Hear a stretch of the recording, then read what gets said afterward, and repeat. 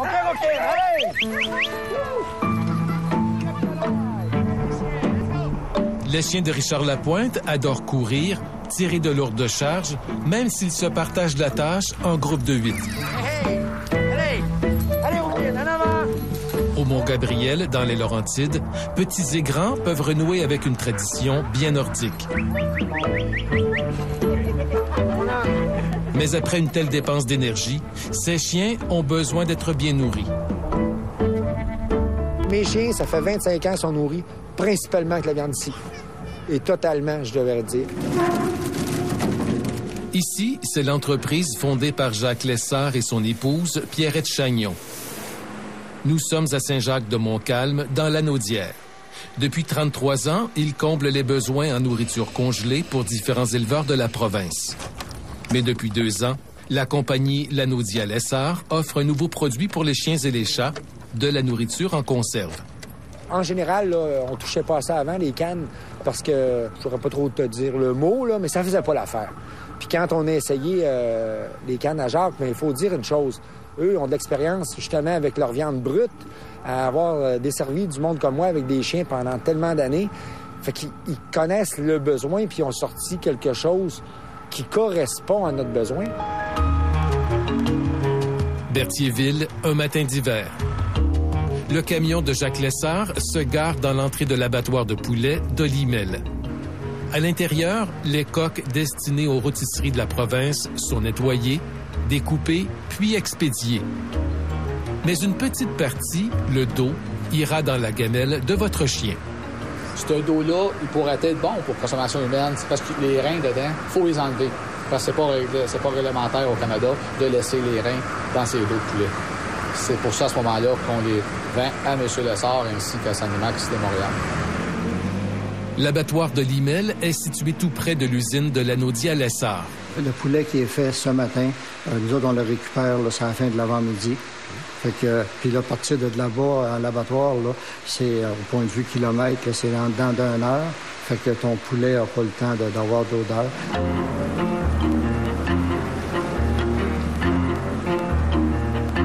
Pour les chiens et les chats, l'entreprise a composé plusieurs menus.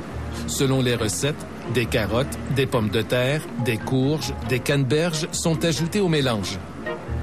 Tous ces produits sont cultivés dans la région. Écoutez, on est chanceux parce que l'Anaudière, c'est comme un grand jardin, ça.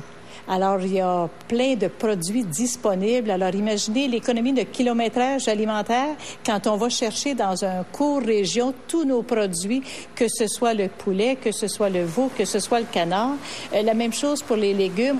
Et c'est limiter le développement des recettes, le potentiel qui s'offre à nous autres, parce que il y a plein de produits qui sont disponibles ici.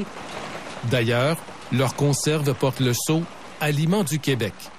Mettez le Québec dans votre assiette, on s'imagine que c'est pour la consommation humaine.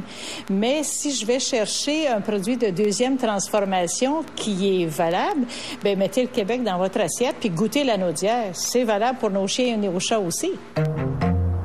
En somme, mettez du Québec dans votre gamelle. Avant d'y arriver, les entrepreneurs ont longtemps préféré vendre la matière première, la viande, à des transformateurs américains. Leurs produits bruts revenaient transformés en nourriture pour chiens et chats dans des boîtes de conserve de marques connues. Mais une question revenait souvent trotter dans leur tête. Finalement, on leur donne une recette que l'on crée, que l'on fait nous autres-mêmes. On l'envoie là, puis ils reviennent nous le revendre à nous autres chez nous. Pourquoi le ferions-nous pas nous autres-mêmes?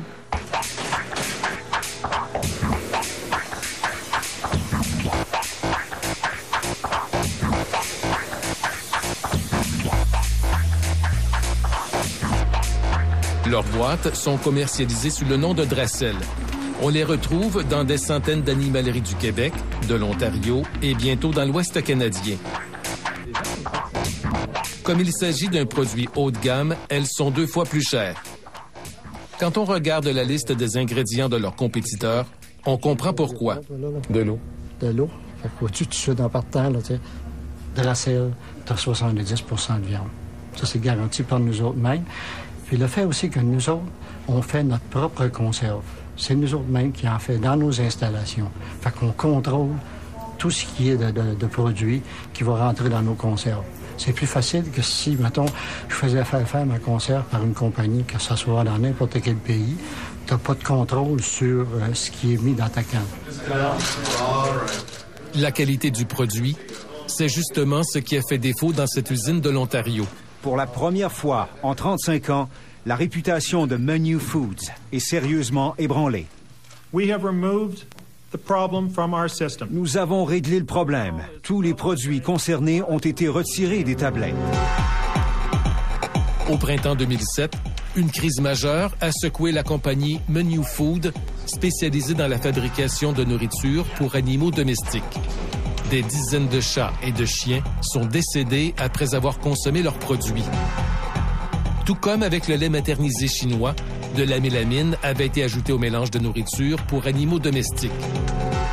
La faute a été imputée à un nouveau fournisseur avec qui l'entreprise canadienne faisait affaire en Chine.